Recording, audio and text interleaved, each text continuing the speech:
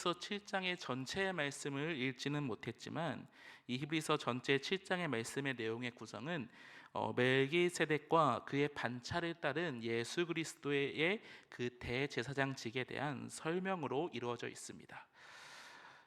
이 멜기세덱과 그의 반차, 그의 계통과 그를 이은 예수 그리스도를 함께 설명함에 있어서 우리가 오늘 본문의 말씀을 모두 다 읽으면 좋지만 시간 관계상 함께 읽지 못했고, 제가 이 7장의 내용을 함께 정리하며 오늘의 설교를 이어가도록 하겠습니다. 멜기세덱과 그 예수 그리스도를 함께 설명함에 있어서 가장 중요한 핵심은 바로 예수님은 하나님께서 우리에게 보내주신 가장 완벽하고 완전한 대제사장이라는 것입니다. 대제사장이라는 인물이, 그 존재가 어떤 것입니까? 바로 죄인인 이스라엘 백성을 대표해서 그 하루, 바로 대속죄일에 하나님의 가장 거룩한 그 지성소 안으로 들어가서 이스라엘 백성의 모든 죄를 하나님 앞에 고하고 죄사함을 간구하는 직분을 가진 자가 바로 대제사장입니다. 그리고 대제사장이 감당했던 모든 사역을 이제는 예수 그리스도께서 감당하셨다. 죽음을 피할 수 없는 그 인간 대제사장이 불완전한 모습으로 모든 직분의 사역을 감당했지만, 이제는 예수님께서 하나님의 아들이시고 죄가 없으신 그 예수님께서 그 대제사장의 모든 직분과 사명을 감당하시면서 완성하셨다라는 것이 멜기세덱의 반차를 따른 예수 그리스도에 대한 설명의 전반적인 내용입니다. 예수님께서는 자신의 백성을 위해 대제사장의 직분을 감당하셨습니다. 그런데 이 가르침은 단순히 우리가 함께 읽은 히브리서 7장, 그리고 그 이전에 5장부터 이어지는 그 5장 7장에서만 우리에게 말하고 있는 것이 아니라 신약 성경의 곳곳에서 예수 그리스도는 우리의 대제사장이시다라는 것을 말씀하고 있습니다. 사도 바울은 로마서 8장 34절에 우리를 위하여 간구하시는 자가 바로 예수 그리스도다라고 말하고 있습니다. 이것은 대제사장이 민족의 대표로서 하나님 앞에 죄사함을 간구했던 그 모습을 이제 예수님께서, 이제 하나님 우편에서 그 예수님께서 하고 계시다라는 것을 통해 예수님은 대제사장의 그 임무를, 그 사명과 직무를 계속 감당하고 계시다라는 것을 설명하고 있습니다. 또한 사도 바울은 이어서 디모데전서 2장 5절에서도 하나님과 사람 사이의 중보자도 한 분이신데 그가 예수님이다라는 말씀을 함으로 말미암아 대제사장이 사람과 하나님 사이를 중보하는 중보자의 역할로 있었던 것을 이제는 예수님께서 하고 계시다라고 말하고 있습니다. 베드로 사도 역시 베드로전서 3장 18절에서 단번에 죄를 위하여 죽으사 의인으로서 불의한 자를 대신하신 분, 그분이 예수님이신데 우리를 하나님 앞으로 인도하기 위하여 우리에게 오셨다라고 말씀하면서 대제사장의 그 사명, 즉 모든 이스라엘 백성의 그 죄를 본인이 대표해서 그 지성소로 가지고 감으로 말미암아 이스라엘 백성들의 그 죄를 사하기 위해 하나님 앞에 고했던 그 사명을 이제는 예수님께서 하고 계신다라고 계속해서 설명하고 있습니다. 이런 기독교 사도들, 우리의 이 기독교의 사도, 초기 기독교의 사도들은 계속해서 신약 성경을 이어가면서 각자의 책을, 이 신약 성경을 쓰면서도 예수님께서는 우리의 대제사장으로 이 땅에 오셨다라는 가르침을 계속 이어가고 있었습니다. 그런데 오늘 히브리서 7장 말씀이 쓰여지게 된 배경에 이 사도들의 가르침, 이 대제사장으로 계신 예수님에 대한 가르침을 정면으로 반박하는 그런 존재들이 있었습니다. 그런 세력들이 있었습니다. 그것은 바로 율법을 따르는 유대교의 그 말씀과 법을 연구하는 그런 사람들이었습니다. 유대교의 율법의 주장은 이러했습니다. 기독교 사도들은 예수 그리스도가 대제사장으로 우리에게 왔다고 말하는데 그것이 말이 안 된다는 겁니다. 왜냐하면 율법과 구약 성경에서 우리에게 말하고 가르치는 것은 오직 대제사장은 레위 지파에서 난 자가 대제사장이 될 수 있기 때문에 레위 지파가 아닌 유다 지파에서 난 예수라는 그 존재가 어떻게 우리의 대제사장이 될 수 있냐는 주장입니다. 그렇기 때문에 유다 지파에서 난 그 예수 그리스도, 예수라는 존재는 우리의 대제사장이 될 수 없는데, 기독교의 초기 사도들, 기독교를 가르치고 기독교 하나님의 말씀을 전파하는 그 사도들의 가르침은 잘못된 것이다라고 이 히브리서를 처음 읽는 그 독자들에게 말하면서, 너희들은 잘못된 가르침을 받고 있기 때문에 어서 빨리 유대교로 다시 돌아와야 한다. 너희들의 그 유대교로 다시 돌아와서 온전한 하나님의 율법 안에 거하면서 우리가 구원을 받아야 한다라고 가르쳤고, 이 말씀을 들은 그 초대교회 그 성도들은 그 마음에 흔들림이 있었고 신앙에 흔들림이 있었습니다. 그래서 이 당시에 유대교 말씀을 연구하고 말씀을 가르치는 이 사람들의 이 주장의 핵심은 간단했습니다. 예수는 자격이 없는 존재인데, 자격이 없는 존재를 자격이 있다고 말하는 이 성경의 가르침, 이 사도들의 가르침은 잘못된 것이다, 이겁니다. 예수님께서는 모든 죄인의 대제사장이 되어서 모든 죄인들의 그 죄를 대속해 주셨습니다. 그런데 이 대속해 주셨다는 이 복음의 진리 앞에서 유대교의 율법과 전통을 가르치는 자들은 예수님에게는 대제사장의 자격이 없기 때문에 우리는 이 가르침을 받아들일 수 없다, 잘못된 가르침이다, 예수는 자격이 없다라고 말하고 있는 것입니다. 사실 율법을 따르는 이 유대인들이 예수님의 자격을 가지고 문제 삼았던 것은 단순히 이 장면뿐만이 아닙니다. 유대인들은 예수님이 스스로 자신이 하나님의 아들이다라고 선포하는 그 진리의 말씀을 듣고 뭐라고 했습니까? 그것은 신성모독이다라고 했습니다. 이것은 예수님이 하나님과 동일한 존재가 될 자격이 없는 존재인데, 하나님의 독생자가 될 자격이 없는 존재인데 계속해서 하나님의 아들이다, 자신이 하나님과 동등된 사람이다, 동등된 존재다라고 말하는 것은 잘못된 가르침이고, 자격이 없는 예수가 그렇게 말하고 있다고 주장하는 것입니다. 또 예수님이 정치적 왕이 되어야만 메시아의 자격이 있다라고 생각하는 것도 바로 이 당시 유대인들의 생각이었습니다. 유대인들에게 예수님은 구원자의, 또 하나님의 독생자의, 메시아의, 하나님 그 자체에 어떠한 자격이 없는 존재, 아니 없어야 하는 존재였습니다. 예수님이 어떤 존재가 생기는 순간 그들이 지금껏 누려왔던 모든 율법과 종교, 정치와 사회가 주는 모든 기득권들이 무너지기 때문에 예수 그리스도는 자격이 없는 존재라고 계속해서 외쳤던 것입니다.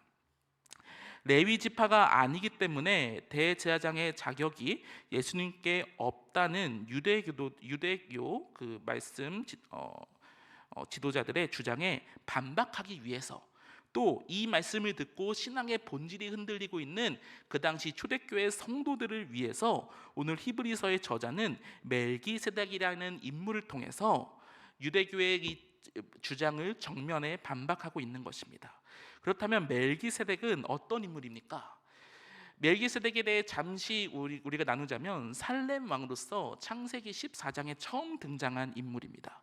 아브라함이 아브람이던 그 시절, 전쟁의 포로로 붙잡혀간 그 조카 롯을 구하고 전리품을 취해서 다시 자신이 살던 곳으로 돌아가던 그 와중에 떡과 포도주로 아브람을 위로하기 위해 나왔던 그 멜기세덱의 장면이 창세기 14장에 나와 있습니다. 창세기 14장에서는 이 멜기세덱을 두고 지극히 높으신 하나님의 제사장이라고 소개하고 있습니다. 아브람은 하나님의 축복을 선포하는 멜기세덱에게 자신이 가져왔던 그 전리품의 10분의 1을 드리고 올리는 행위를 했습니다. 율법을 믿는 유대인들에게 아브라함은 단순한 그 믿음의 조상이 아니었습니다. 아브라함은 이스라엘 민족의 이스라엘 민족이 가지고 있는 그 정체성의 그 시작점이라고 해도 전혀 부족함이 없는 그런 인물입니다. 유대인이라는 그 민족적, 종교적의 그 기둥 같은 인물이 바로 아브라함이었는데, 그런 아브라함이 아무 말도 못하고 겸손하게 오로지 섬기기만 한 존재가 바로 멜기세덱이었던 것입니다. 낮은 자가 높은 자에게 축복을 받는 것은 당연한 것이라고 오늘 우리가 읽지 않았지만 히브리서의 7장 말씀 그렇게 말하고 있는데, 그렇기에 실제로 유대인들의 문화와 또 유대인들이 가지고 있던 고대 문헌에 의하면 멜기세덱이란 존재, 즉 아브라함이 섬겼던 그 멜기세덱이란 존재는 말세에, 종말의 때에 악을 심판하는 종말론적 구원자의 상징으로 이 유대인들이 여겼습니다. 그래서 히브리서 저자는 7장을 통해서 유대교의 율법의 주장하는 바, 즉 레위 지파가 아니기 때문에 그들의 제사장이 될 수 예수님은 그들의 제사장이 될 수 없다는 그 주장을 반박하기 위해서 지금 멜기세덱이란 인물을 등장시키고 있는 것입니다. 예수 그리스도는 인간적 한계가 있어서 완전한 제사함을 가지고 올 수 없는 그 레위 지파의 반차를 따른, 레위 지파의 계통과 레위 지파를 따른 그런 제사장이 아니라 오히려 레위 지파의 조상인 아브라함이 섬기고 아브라함이 축복을 받았던 그 멜기세덱의 반차를 따른 존재였기 때문에, 시편 110편의 그 말씀이 이루어지고 성취되는 그런 존재였기 때문에, 너희들이 말하는 그 레위 지파의 반차를 따르는 존재가 아닌, 즉 하나님의 말씀과 하나님의 조건에 부합한 대제사장이 예수님이라는 것을 말하고 있는 것입니다. 오늘 이 본문이 우리에게 말하는 바는 명확합니다. 단순히 말해서 세상이 말하는 조건에 예수 그리스도가 부합하지 않는다고 해서 예수 그리스도가 하나님의 아들이 아닌 그 사실은, 하나님의 아들이 아니다라고 말하는 것은 정확히 잘못됐다는 주장을 하고 있는 겁니다. 오늘 본문은 이렇게 말합니다. 이와 같이 예수는 더 좋은 언약의 보증이 되셨다라고 선포하고 있습니다. 유대인들의 조건과 자격은 결국 그 율법과 그들의 법과 문화를 따르는 것이었는데, 예수님은 불멸의 생명의 능력을 따르는 존재였습니다. 레위 지파 제사장들은 하나님께 제사함을 구하고 또 하나님의 허락이 있어야 제한적인 제사함을 선포할 수 있는 존재였는데, 스스로 화목 제물이 되시고 우리의 모든 죄를 대속하신 우리의 완전한 대제사장, 그 예수님은 레위 지파, 즉 유대교의 율법의 그것을 따르는 것이 아니라 하나님의 생명을 따르는 존재라고 히브리서의 저자는 선포하고 있는 것입니다. 정리해 보겠습니다. 히브리서 저자가 7장을 통해서 멜기세덱의 반차를 따른 예수 그리스도에 대해 설명하는 것은 결국 그 당시에 세속과 율법의 자격에 예수님이 충족하지 못하기 때문에 예수님은 대제사장도 아니고 메시아도 아니고 하나님의 아들도 아니다 라고 말하는 그 유대인들의 그 율법의 가치관에 정면적으로 도전하면서, 예수님은 인간이 만족할 수 있는, 인간이 기뻐할 수 있는 그 조건과 자격을 따르는 것이 아니라 하나님의 조건, 하나님의 거룩한 뜻을 따르는 존재다라고 말하는 것입니다. 그런데 오늘 이 말씀, 이 멜기세덱을 등장시켜서 이 마치 변증하듯이 이 성도들에게 인간의 조건이 아닌 하나님의 조건을 따르는 분이 예수님이다, 우리는 그렇기 때문에 예수님을 믿어야 된다 라고 말하는 이 현상, 이 모습들이 단순히 그 당시의 모습만은 아닌 것 같은 시대를 살아가고 있는 것이 바로 우리들입니다. 무슨 말이냐면, 우리가 살아가고 있는 지금 이 현실도, 우리가 살아가고 있는 지금 이 현상도 여전히 예수님은 자격이 없다고 우리에게 외치는 이 시대를 우리가 살아가고 있다는 것입니다. 예수 이름을 믿는 것이 어떻게 구원의 자격이 되냐고 우리에게 말하는 시대, 즉 예수를 믿는다고 과연 우리의 영혼이 구원받을 수 있는지, 예수 이름 대신에 차라리 나 자신을 믿으라고, 나 자신에게 더 구원의 자격이 있다고 말하는 것이 요즘 시대가 아닙니까? 예수 그리스도를 믿어서 구원받는 것 대신에 우리가 더욱더 주목하고 우리에게 더욱더 만족을 줄 수 있는 것은 지금 잘 먹고 잘 사는 길이 무엇인지 판단하는 것이라고 세상은 말하고 있습니다. 예수 이름을 믿는 것 대신에 차라리 지금 당장 내 눈앞에 보이는 통장 잔고를 불릴 수 있는 방법, 그것을 찾는 것이 현명한 삶의 자격이고 현명한 삶의 방법이라고 세상은 우리에게 말하고 있습니다. 세상의 방식과 법칙과 세상의 자격을 따라서 더 높은 것으로, 더 좋은 곳으로 갈 때 우리는 더욱더 윤택한 삶을 살 수 있다고, 그것이 우리가 마땅히 추구해야 할 인간의 삶의 모습이라고 세상은 여전히 우리에게 말하고 있습니다.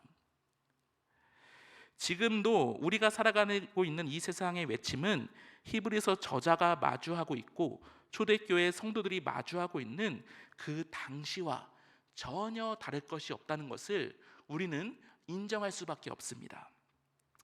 레위 지파의 족보도 없는 예수 그리스도 대신 우리 삶과 문화와 지식에 더 익숙한 그 율법과 당장 눈에 보이고 또 화려해 보이는 그 예루살렘 성전에서 드려지는 그 유대교의 제사로 돌아가는 것이 더욱더 올바른 삶이라고, 그게 당연한 삶이라고 외치던 이 히브리서가 마주하던 그 현실은 지금 우리의 현실이고 우리의 모습과 다를 것이 없다는 말입니다.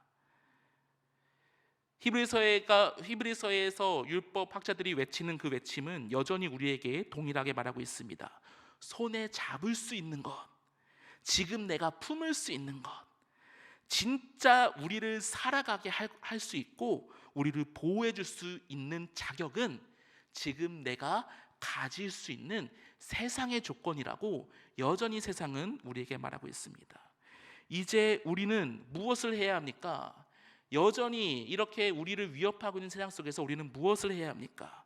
오늘 본문의 25절과 27절의 말씀을 제가 잠시 다시 읽어드리겠습니다.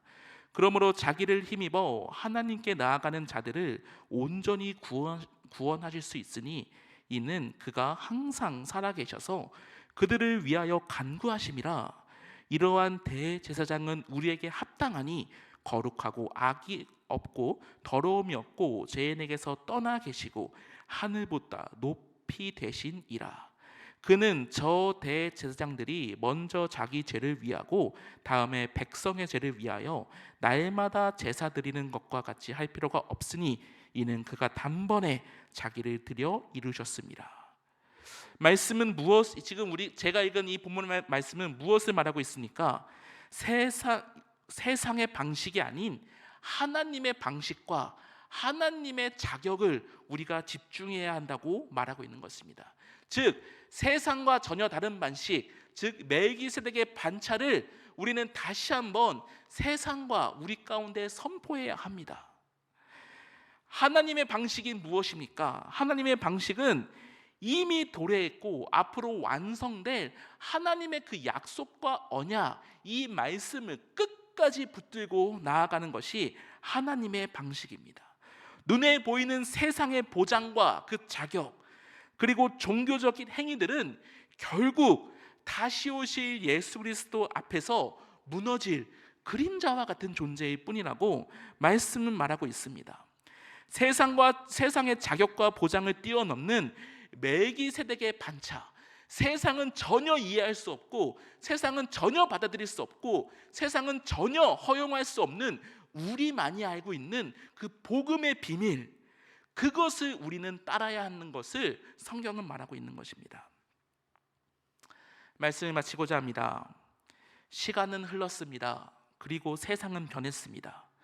하지만 여전히 예수님으로부터 우리를 멀어지게 하려는 이 땅의 세력, 즉 악한 사탄 마귀가 공중 권세를 잡은 이 세상은 우리를 회유하고 우리를 유혹하고 있습니다. 오늘 이 저녁에 우리가 함께 기도할 때 하나님 앞에서 결단하는 시간이 오늘 이 시간이 되길 간절히 소망합니다. 이제는 간교한 세상의 속삭임에 무너지지 않는 우리 모두가 되길 간절히 소망합니다. 이제는 세상의 기준과 자격 앞에서 이 세상의 방식을 따르는 것이 아니라 멜기세덱의 반차를 따르신 예수 그리스도, 즉 세상이 알 수 없는 그 놀라운 복음의 비밀을 따르는 우리 모두가 되겠다 결단하는 시간이 되었으면 좋겠습니다.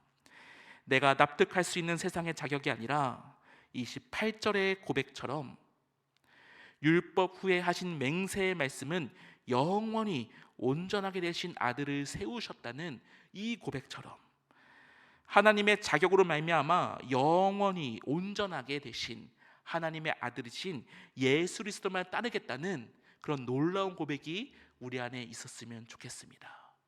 우리가 이해할 수 있고 눈에 보이는 것들은 세상에 많습니다.